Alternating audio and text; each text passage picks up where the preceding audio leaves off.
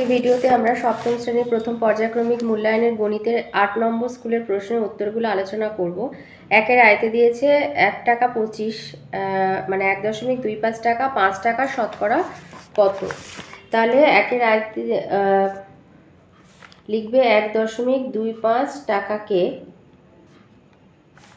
5 টাকার অংশে প্রকাশ করে পাই।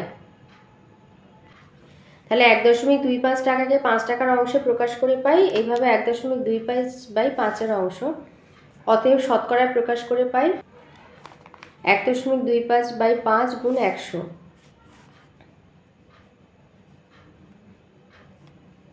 এবার এই যে 1.25 এটা দশমিক ভগ্নাংশ, এটাকে যদি তুমি সামান্য ভগ্নাংশে লেখো তাহলে 100/5 গুণ 100।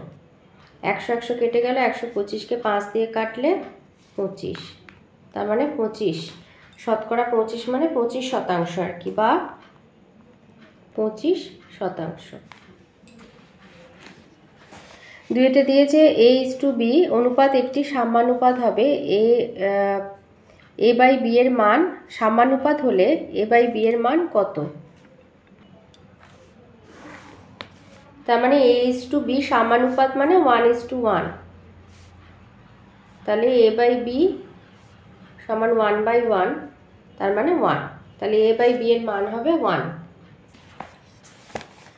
তিনেতে দিয়েছে শূন্যস্থান পূরণ করতে 5:7 সমানুপাত 25 কত। তো যেটা ফাঁকা ঘর আছে ওখানে আমরা x ধরে নেব। তাহলে 5:7 সমানুপাত 25 ধরো x। অতএব x সমান 7 গুণ, ওটা চতুর্থ পদ, চতুর্থ পদ বার করতে গেলে দ্বিতীয় গুণ তৃতীয় বাই প্রথম পদ। তাহলে 5 সমান 35। তাহলে ফাঁকা বাক্সে বসবে 35, আর এটার মান হচ্ছে A/B সমান হবে 1। চারেতে দিয়েছে ফাঁকা ঘর পূরণ করতে বলেছে -16 ভাজিতক -2 প্লাস এখানেও একটা ফাঁকা ঘর আছে সমান -1। তো এখানেও আমরা ফাঁকা ঘরে x ধরে নেব। তাহলে 16 ভাজিতক -2 প্লাস x সমান -1। এবার -16 আর -2 ভাগ করলে মাইনাসে মাইনাসে প্লাস 8 হয়ে যাবে, প্লাস 8x সমান -1, বা x সমান -8 -1 সমান -9। 5-এ দিয়েছে প্রদত্ত বিস্তার থেকে সংখ্যাটি লেখো। তো এইভাবে সাজিয়ে নেবে।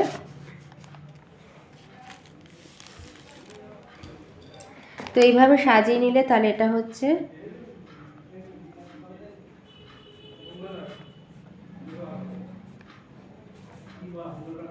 তাহলে যোগ করলে হবে 82,306।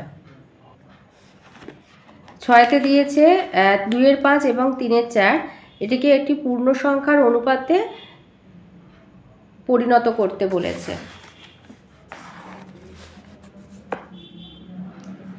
তাহলে 2-5 হচ্ছে পূর্বপদ আর 3-4 হচ্ছে পরপদ।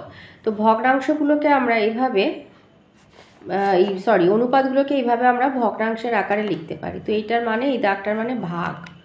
তাহলে 2-5 ভাজিতক 3-4, তাহলে 2-5 গুণ 4-3, তার মানে হচ্ছে 8-15 সমান 8:50। এইটা একভাবে হয়, আর একটা নিয়মও দেখিয়ে দিচ্ছি। ধরো আমি এইভাবে ভগ্নাংশের আকারে না লিখে, এরকম ভাগ দিয়ে না লিখে করতে পারো। এই যে ভগ্নাংশগুলোর হর আছে, হরগুলোকে আমরা একই করে নেবো। তাহলে 2 গুণ 5 আর 4-এর লসাগু হচ্ছে 20, তাহলে 4 5 গুণ 4 3 গুণ 5 বাই 4 গুণ 5, তাহলে 8-20 15-20, 20 কেটে যাবে, তাহলে 8:15। এটা অন্য নিয়ম।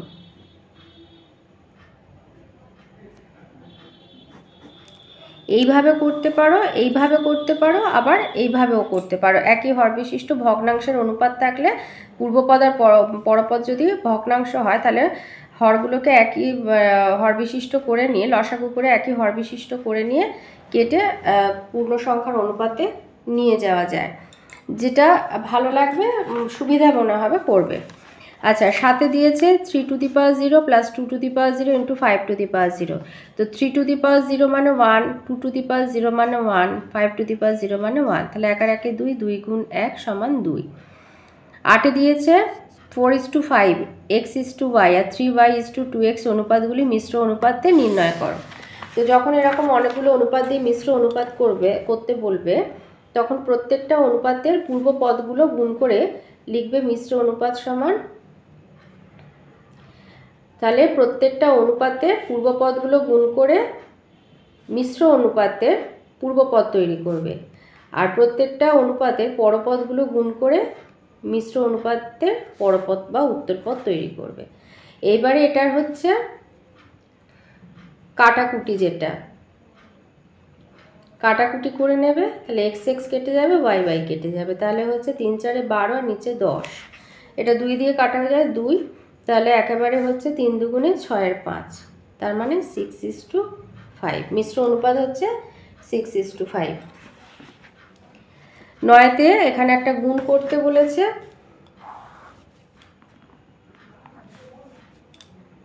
এবার দেখো, যেহেতু গুণের গুণ আর গুণক দুটোই হচ্ছে ঋণাত্মক, তাহলে গুণের ক্ষেত্রে মাইনাসে মাইনাসে প্লাস হয়ে যায়। তাই 18 গুণ 5 x² z গুণ 25 গুণ 6 x z² y লিখে দিলাম। তাহলে 5 আর এখানে 5 কাটলে 5 আর 6 আর 18 কাটলে 3, তাহলে 3 5 15। এবার x এর সূচকগুলো যোগ করে দেবো। এখানে কেউ নেই মানে 1, তাহলে 3, y কেউ নেই এখানে একটাই, আর z হচ্ছে z3। তাহলে x3 15 x3 y z3। আচ্ছা, 10 দিয়েছে 2.5 ইন্টু 6 ভাজিতক 0.5 সমান কত? 2.5 ইন্টু 6 ভাজিতক 0.5। তো এইরকম অঙ্কের ক্ষেত্রে আমি বলবো ভগ্নাংশের আকারে সাজিয়ে নেবে, তাহলে কাটাকুটি করতে সুবিধা হবে। দেখো যে এই দশমিক সংখ্যা দুটোর একটি করে সংখ্যার বাঁ দিকে দশমিক, তো এইভাবে তুলে দেবে। দশমিক এইভাবে তুলে দেওয়া যায়। তাহলে 5, এটা 5 কেটে গেল, সমান হচ্ছে 30।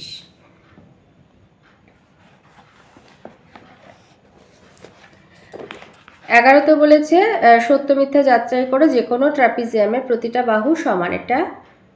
এটা মিথ্যা। 2 আইতে বলেছে যে কোনো জায়গা তাপমাত্রা 12 ডিগ্রি সেলসিয়াস প্রতি ঘন্টায় সমান হারে তাপমাত্রা কমতে কমতে 8 ঘন্টা পরে সেখানকার তাপমাত্রা -4 ডিগ্রি সেলসিয়াস হয়, তাহলে সেখানে প্রতি ঘন্টায় কত ডিগ্রি তাপমাত্রা কমেছে হিসাব করো। তাহলে লিখবে যে 8 ঘন্টায় তাপমাত্রার পরিবর্তন হয়েছে 12 ডিগ্রি সেলসিয়াস -4 ডিগ্রি সেলসিয়াস। মাইনাসে মাইনাসে plus, 12 degree Celsius plus 4 degree Celsius সমান 16 ডিগ্রি সেলসিয়াস। তাহলে 1 ঘন্টায় তাপমাত্রার পরিবর্তন হয়েছে 16/8 সমান 2 ডিগ্রি সেলসিয়াস। তাহলে প্রতি ঘন্টায় 2 ডিগ্রি সেলসিয়াস তাপমাত্রা কমেছে। 2তে দিয়েছে আমিনুল চাচা তার 35 কাঠা জমিতে 4:3 অনুপাতে বেগুন আর পটল চাষ করেছেন। প্রতি কাঠায় বেগুন থেকে 150 টাকা আর প্রতি কাঠায় পটল থেকে 125 টাকা লাভ করলে, তাহলে আমিনুল চাচার মোট জমি থেকে বেগুন ও পটল চাষ করে লাভের পরিমাণের অনুপাত হিসাব করো। তাহলে লিখবে মোট জমি হচ্ছে 35 কাঠা, বেগুন ইস্টু পটল 4:3। তাহলে বেগুন চাষ করেছেন 35 গুণ 4 এর 7, 35কে 7 দিয়ে কাটলে 5, 4 5 20 কাঠা জমিতে। অতএব এবার 1 কাঠা জমি থেকে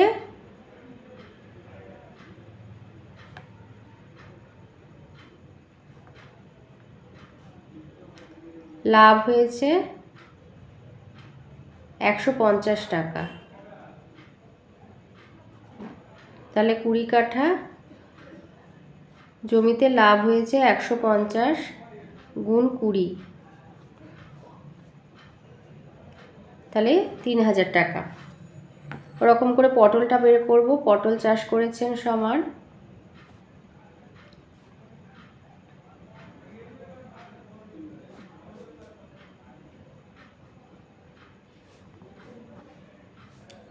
পনেরো কাঠা জমিতে।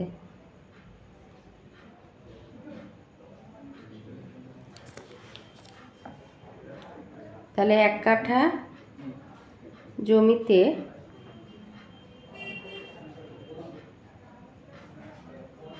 লাভ হয়েছে 125 টাকা। অতএব 15 কাঠা জমিতে লাভ হয়েছে 125 গুণ 15 টাকা। এবার এটা গুণ করব।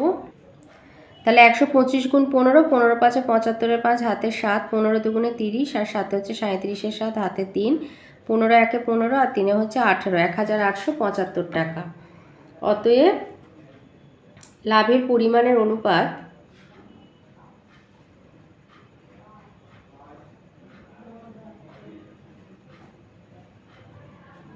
এবার যেহেতু বেগুনটা আগে আছে তাই আগে 3000 দেবে, 3000কে পূর্বপদ করবে আর 1875কে পরপদ করবে।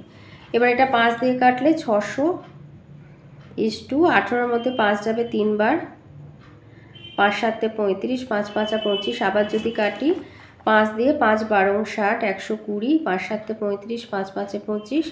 আবার 5 দিয়ে কাটলে 5 দুগুণে 10 24 = 5 15 75, আর 3 দিয়ে কাটলে 8:3, 3 8 8:5, 3 8 24 আর 3 5 15, 8:5।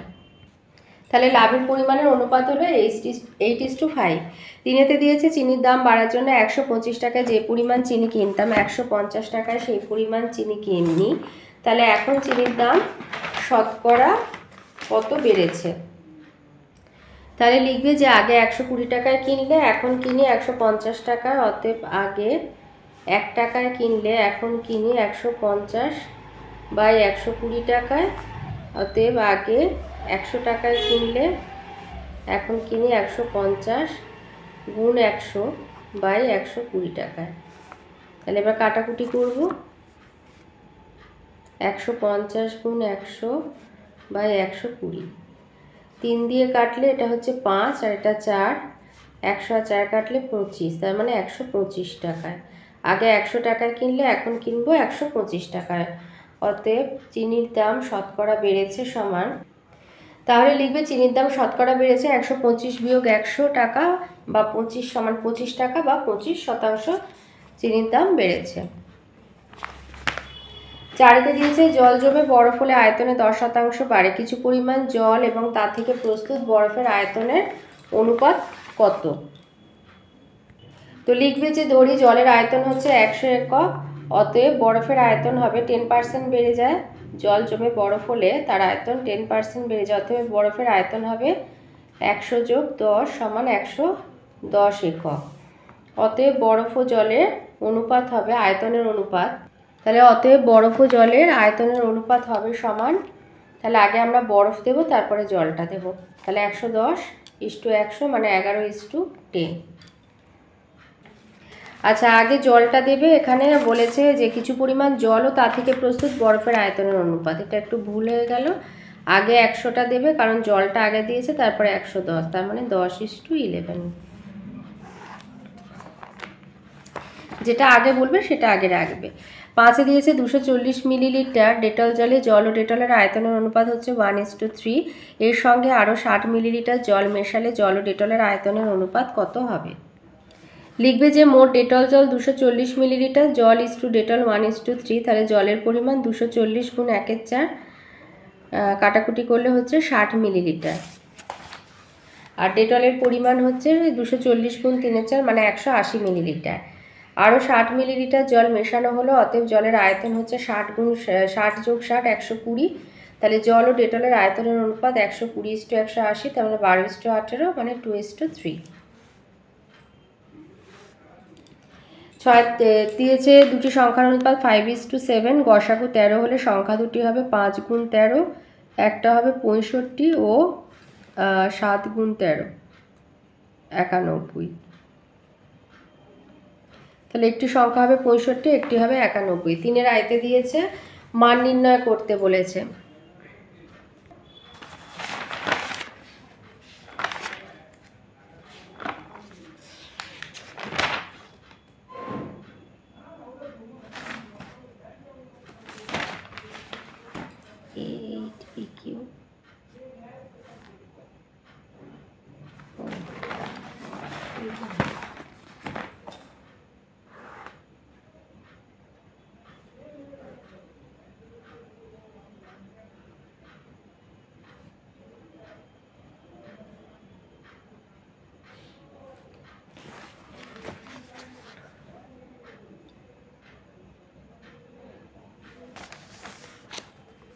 আচ্ছা, এখানে হচ্ছে 4 এর সূচকগুলো বিয়োগ করে দেবো, এটা হবে স্কোয়ার, আর এর সূচকগুলো বিয়োগ করব a কিউব আর b, তার মানে হবে 16 a কিউব b।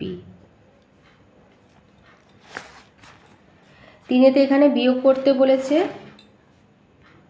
তো এইভাবে সাজিয়ে নেবে। এবার বন্ধনী থেকে বের করলে 2a + 3b - 5 - b + a, তাহলে 2a আর a যোগ করলে হবে 3a, 3b থেকে -b বিয়োগ করলে হবে 2b - 5।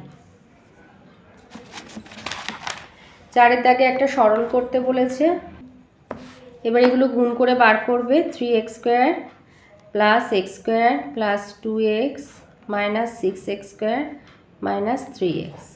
এবার স্কোয়ারগুলো যোগ করে দেবে, এই দুটো স্কোয়ার যোগ করবে, 3x² আর x², 4x² আর -6x² থেকে বিয়োগ হলে হবে -2x², আর 2x আর +2x আর -3x এর মধ্যে হলে হবে -x। 4-এর আয়তে দিয়েছে স্কেল ও পেন্সিল কম্পাসের সাহায্যে 45 ডিগ্রি কোণ অঙ্কন করো। তো 45 ডিগ্রি কোণ অঙ্কন করতে গেলে আগে 90 ডিগ্রি কোণ অঙ্কন করে সেটাকে সমদ্বিখণ্ডিত করে দিলে 45 ডিগ্রি কোণ হয়ে যাবে। তো এইভাবে 90 ডিগ্রি কোণ এঁকে নেওয়ার পরে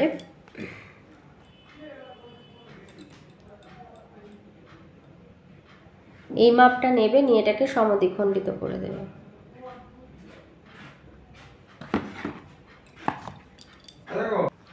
তো এইভাবে কোণটা হয়ে গেলে এখানে নাম দিয়ে দিলে, ধরো এ বি সি, এখানে লিখে দিলে 45 ডিগ্রি।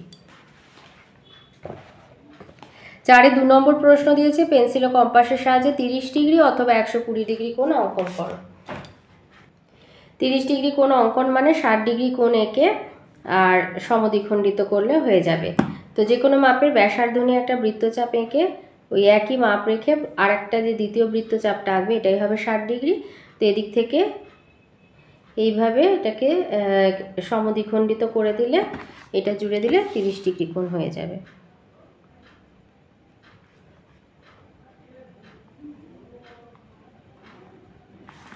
এখানে নাম দিয়ে দিলে পি কিউ আর 30 ডিগ্রি। এবারে অথবাতে যেটা আছে 120 ডিগ্রি, 120 ডিগ্রি হচ্ছে 60 ডিগ্রি। প্রথমে যে কোনো মাপের ব্যাসার্ধ নিয়ে একটা এভাবে সরলরেখা অংশ কেটে তার একটা প্রান্তে যে কোনো মাপের ব্যাসার্ধ নিয়ে বৃত্তচাপ আঁকবে। যে বৃত্তচাপটা মানে ব্যাসার্ধটা নেবে সেটাই এক রাখবে, এটা হলো 60 ডিগ্রি হবে আর এইটা হয়ে যাবে 120 ডিগ্রি।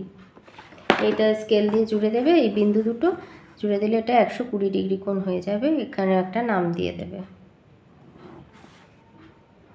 MNO, 120 degree.